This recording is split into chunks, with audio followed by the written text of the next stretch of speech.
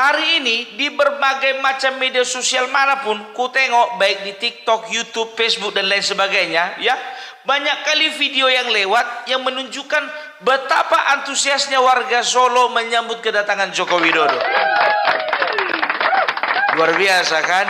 Dan juga beliau juga sudah memberikan testimoni. Biasanya dari bandara 15 menit nyampe ke rumah, ini 4 jam. Bayangkan lebih lama dari nunggu bansos. Ya itulah antusiasnya warga, antusiasnya masyarakat, ya. Betapa saat ini sosok yang dicintai datang kembali ke kampung halaman.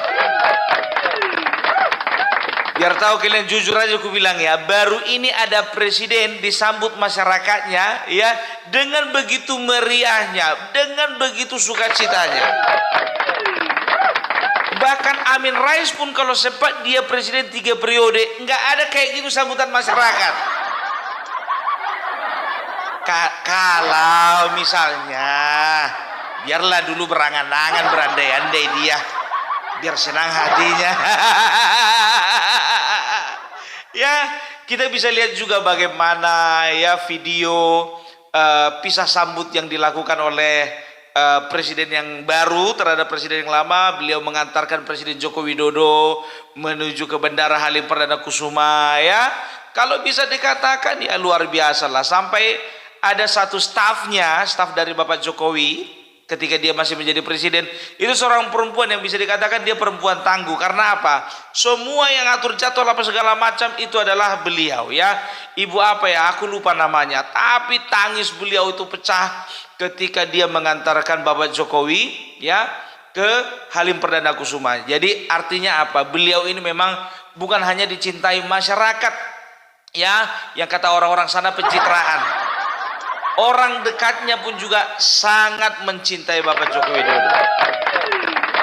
Ya kan? Itu dia. Itulah saking nggak bisa nggak mau berpisah dengan orang yang bisa dikatakan sudah memiliki jasa banyak, ya, memiliki bakti yang banyak untuk bangsa ini. Iya. Dan tahu kalian, ya, kan ku bilang kemarin itu Amin Rais datang waktu pelantikan. Duduk di barisannya si Yusuf Kala. Aku juga heran, ngapain kawan ini? Lupa aku, rupanya dia mantan ketua MPR. Tahun 19 sampai 2004 kalau nggak salah. Tapi itu kan 20 tahun yang lalu. Ya tapi itulah gimana pun juga, ya, presiden, wakil presiden, ketua MPR, DPR yang masih hidup dipersilakan dan juga diberikan undangan untuk datang. Tapi tahu enggak kalian? Datang pun dia di situ, balik lagi dia ke acaranya si Refli Harun, bukan yang positif yang disampaikan. Yang enggak disampaikannya. Apa dibilangnya, ceritalah dia, ya kan, waktu disebutkan nama Bapak Prabowo dan juga keluarganya, ya, semuanya tepuk tangan. Ketika disebutkan dan disorot kamera disorot kamera itu anak-anak Joko Widodo, ada Kaisang, ada juga Bobby dan juga keluarganya yang lain, semua teriak hu katanya. Dari mana dapat isu itu kawan itu? Entah karena datang dianya makanya teriak orang hu. Gue bilang sama kalian ya, selama Amin Rais masih hidup dan juga berbicara di depan layar kamera, tidak satupun yang bisa kalian percaya. Entah sorakan itu sama dia, nggak tahu juga kita. Kan begitu kan?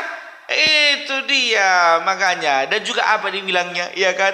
Dibilangnya lah, nanti kita minta sama Bapak Prabowo supaya diperhatikan itu si Gibran itu, si Fufafa itu. Kalau bisa 3 bulan langsung gantikan katanya. Lapet. 3 bulan gantikan, kau kira kayak ganti apa? Kayak ganti spray sama ganti sarung bantal. Selama Gibran masih nongkrong sebagai wapres, sampai kapanpun tidak pernah dapat berkah dari Allah SWT. Hanya akan menimbulkan petaka lebih lama lagi, ya. Nah, jadi kita minta atas nama kita semua, tolong diperhatikan Pak Prabowo. Jadi kalau bisa 3 bulan setelah ini itu segera diganti lupakan sama sekali. Ya. 3 bulan digantikan, 3 bulan digantikan. Percuma manusia kayak gini ketua MPR kan? Berarti dia selama ini dia udah lupa apa isi dari undang-undang, ya, apa isi tentang bagaimana ya apa yang bisa membuat presiden wakil presiden diberhentikan. Enak aja 3 bulan, kalau ndak sur ganti. Amin Rais, udah untung kau dapat undangan. Ku bilang sama kau, yang dinanti-nantikan itu Ibu Mega, kau yang datang. Yang ditunggu-tunggu kedatangannya Ibu Mega nggak datang, yang nggak ditunggu-tunggu datang. Ya, berpangkas pula dia. Biar ganteng pikirnya kan. Semangat dia balik ke acaranya siapa itu, si Refli Harun ya kan, yang jumlah pesertanya nggak seberapa itu. Iya kan, coba mana kemarin kan di challenge katanya mana jumlahnya yang banyak itu. Udah dibilang orang ini keluarnya aja besar ya kan, disorotlah Refli Harun, Amin Rais dan segala macamnya itu ya kan, supaya kelihatan meriah suasananya, meriah di antara mereka itu meriah. Kalau sama kita itu lebih bagus lagi kita nonton pertunjukan dangdut koplo. Iya kan, atau uning-uningan Batak, atau jaipongan, atau wayang golek. Iya kan, lebih bagus itu kita daripada nonton orang itu ya kan, manusia-manusia nggak masuk akal yang nggak punya nalar.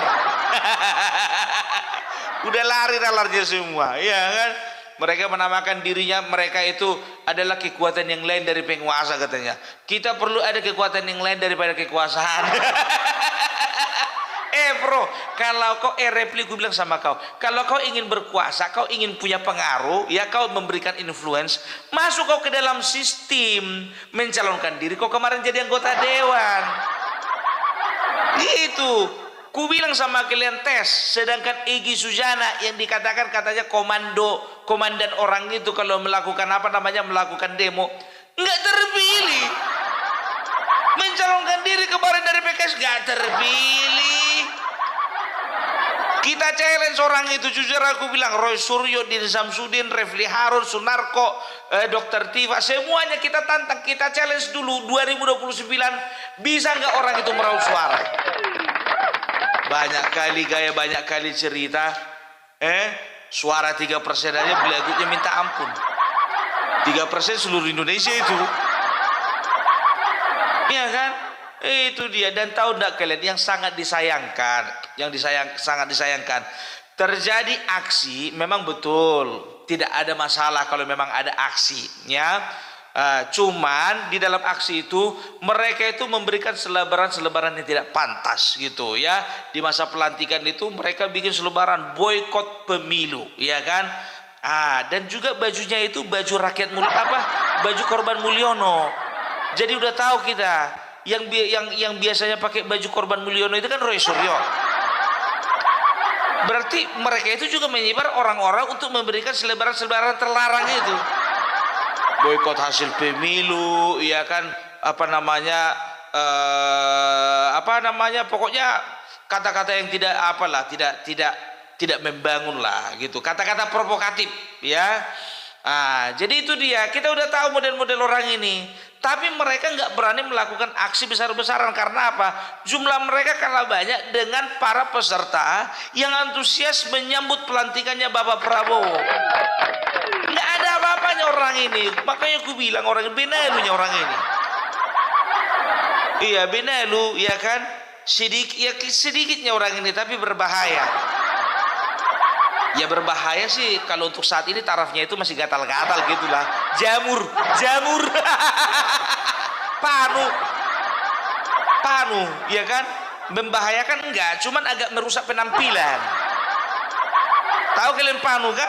Berbahaya enggak memang, tapi merusak penampilan. Gatal-gatal lagi gitu. Jadi udahlah, nggak perlu kita kita gubris ya manusia-manusia model gitu, karena gimana pun juga sampai kiamat juga orang ini akan berbuat seperti itu. Cemana mau dibilang nggak dapatan. Mereka itu mengekspresikan kekesalan mereka karena yang pertama, Ya, isu Fufu Fafa tidak bisa membatalkan pelantikan Gibran. Idege, lagi malah pedi kalapa.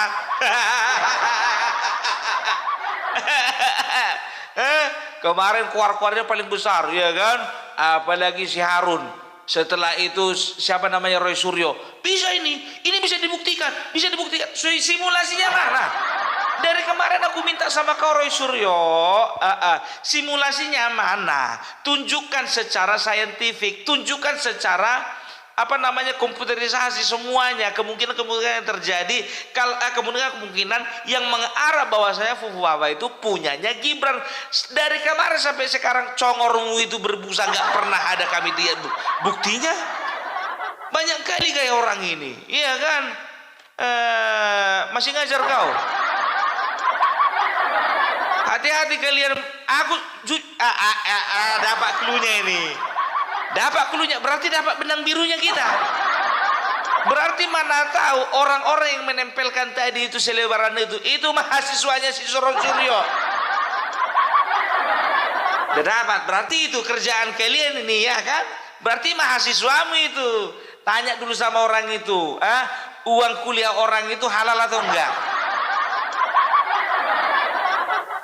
Dan juga tanya dulu sama orang itu, kalau memang halal, mamanya tahu nggak orang itu lakukan demo? Ya, jadi hal-hal yang merusak seperti ini, ya, yang menodai seperti ini, ya jangan lagi dilakukan. Karena apa? Ini hari pelantikan, gitu loh. Ya memang kalian bilang tidak ada hukum yang mengatur, yang melarang bahwasanya tidak boleh melakukan aksi ketika pelantikan. Betul, nggak apa-apa kalian melakukan aksi. Tapi kalian nodai dengan mencemarkan nama baik, gitu loh. Itu kan pencemaran nama baik namanya itu. Ya bikin-bikin apa, itu kan penilaian kalian. Kalau presiden penipu, ya Jokowi pembohong, Jokowi gagal, penilaian kalian itu. Tapi bagi kami 85% rakyat Indonesia, Jokowi adalah pemimpin yang berhasil.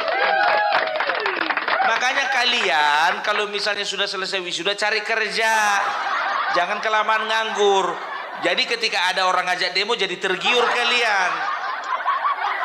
Banyak kali gaya kalian. Kerja. Kalau misalnya nggak ada lagi perusahaan mau nerima, ciptakan usaha. Lapangan kerja sendiri bisa dibuat. Ya, mahasiswa kita harus kritis. Masa itu harus kritis. Lampemu kritis. Ngisi-ngisi wong tuamu. Wasem. Yo wes mulai digoleki wong tuamu kuwi. Nggak ngerti kita apa pola pikir orang ini, ya kan? Itu dia. Tapi gimana pun juga ada beberapa berita yang sangat menyenangkan ini. Karena apa? Aku berpikir kemarin itu, ya, Bapak Prabowo akan memilih para politisi-politisi itu mendapatkan jatah yang proporsional, ya pasti menteri lah gitu, ya. Tapi aku terkejut ketika melihat Anies Mata, Fahri Hamzah, M Kodari, mereka itu tapi mereka tidak menempati posisi menteri, tapi mereka menempati posisi wamen, wakil menteri, kan begitu. Aku hampir nggak percaya Fahri Hamzah itu wakil menteri, ya seperti Budiman Sujatmiko juga. Dia itu tidak masuk di dalam kementerian, tapi dia masuk sebagai kepala badan, ya. Tapi aku melihat mereka itu berbesar hati. Ternyata Bapak Prabowo bisa menempatkan orang-orang yang tepat di kementerian-kementerian tersebut. Dan jika beliau juga berjanji pada awalnya, ya, bahwa beliau akan lebih mengedepankan menempatkan orang-orang yang profesional dibandingkan daripada kepentingan politik. Itu dia.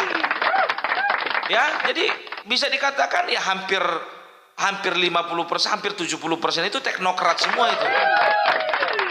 Orang yang memang ahli di bidangnya, gitu loh, ya. Jadi dari sinilah kita bisa lihat bahwasanya Bapak Prabowo memang tidak bisa diatur-atur, kan begitu. Ya maklumlah karena memang dia ketua umumnya. Dia nggak perlu jaga-jaga perasaan orang. Bisa dikatakan ya Bapak Prabowo akan menjadi presiden yang tidak akan pernah tertekan batin.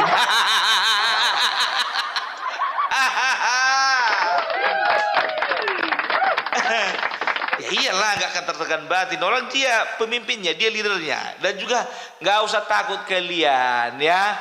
Bapak Prabowo itu anti korupsi itu. Coba cek kalian mulai dari partai ini berdiri, berapa persen ya, berapa persentase dari kader-kader mereka yang melakukan tindakan korupsi. Coba bandingkan dulu sama yang bertanduk satu itu. Iyalah. Makanya di situ apa ya? Itu makanya beliau itu pengusaha. Beliau itu memang bisa dikatakan orang yang sudah pantas lah untuk menjadi presiden. Coba perhatikan kalian dulu ya.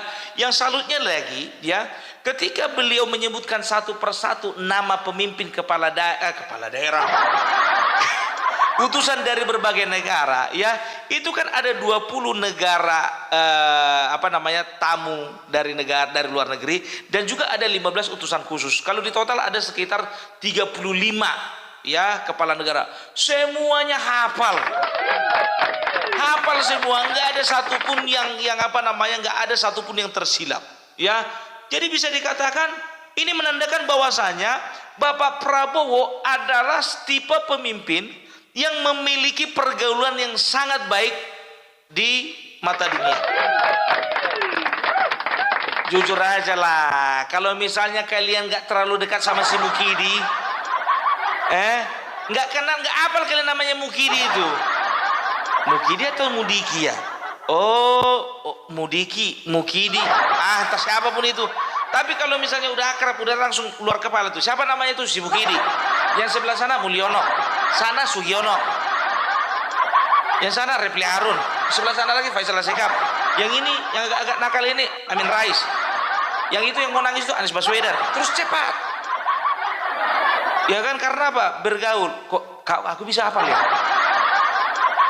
Kok bisa hafal aku ya?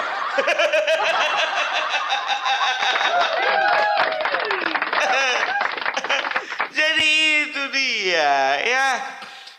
Dan juga ini para netizen ini memang kadang-kadang kurang asam. Kenapa bilang? Begitu Bapak Presiden Joko Widodo diantar ke rumahnya ke Solo ya, itu kan ada pengawalan khusus. Ada yang komplain, untuk apa lagi dikawal-kawal secara khusus? Kan udah bukan lagi presiden katanya. Udah mau ku jawab, kau lupa, walaupun dia sudah nggak jadi presiden, tapi anaknya wakil presiden sekarang. Dia itu masih orang tua dari wakil presiden dan perlu mendapatkan pengamanan. Kepunduang. Jadi memang otak-otak sengit itu ya susah. Kalau dari pelihara kebencian itu susah ya. Dan juga tahu kalian ada satu yang lucu ya. Ada orang bule, mungkin orang bule ini lagi liburan gitu mungkin ke Solo ya kan, dengan dialek bule itu dia bilang matur nuhun Pak Jokowi, matur nuhun. Itu orang bule aja pun juga bisa dikatakan kesemsem sama namanya Bapak Jokowi. Tapi gue bilang sama kalian, sebentarnya dia di Solo. Percaya enggak kalian? Cepat atau lambat dia akan balik lagi ke pemerintah. Memang di luar struktur mungkin ya kan, tapi bisa dikatakan ya pasti akan ada sangkut pautnya mereka dengan Bapak Jokowi. Ada, lihat kalian lah nanti.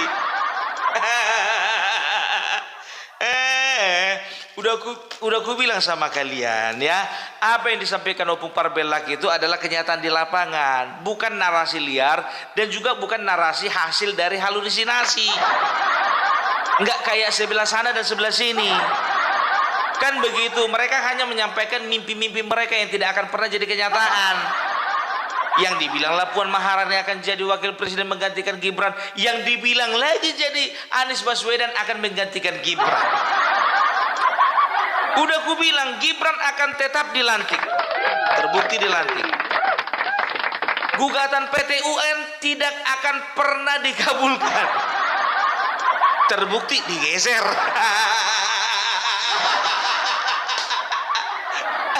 Iya kan? Dan juga kemarin aura-auranya PDIP tidak akan masuk ke dalam pemerintahan. Terbukti tidak masuk dalam pemerintahan. Pung, itu Budi Gunawan itu, Pung, itu Menko Polhukam, Pung. Betul memang Menko Polhukam, ya kan? Tapi beliau itu bukan kader, tapi hanya orang dekat PDIP. Kan begitu, hanya orang dekatnya Megawati. Kan begitu.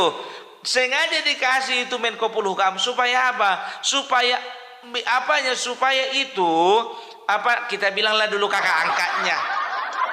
Supaya Mbak Yunya itu ojo nesu. Jangan marah-marah lagi. Gitu. Jadi kalau marah-marah lagi tinggal bilang nanti, copot nanti. Jadi PDIP itu seolah-olah begini. Jadi mereka itu main di dua kaki. Bermain dua kaki. Ya, kenapa bilang? Yang pertama, mereka itu seolah-olah mereka itu adalah mereka itu seolah-olah, ini seolah-olah ya, mereka itu seolah-olah oposisi, ya kan? Padahal orang dekatnya ada di dalam. Jadi ketika mereka akan melakukan kritikan, mereka akan katakan kami nggak di dalam pemerintahan kok. Loh, itu Budi Gunawan siapa? Itu kan mereka hanya dekat dia. Kami hanya dekat sama dia. Dia bukan bagian dari kami. Kan begitu. Tepuk tanganlah dulu tuh PDIP. Ya.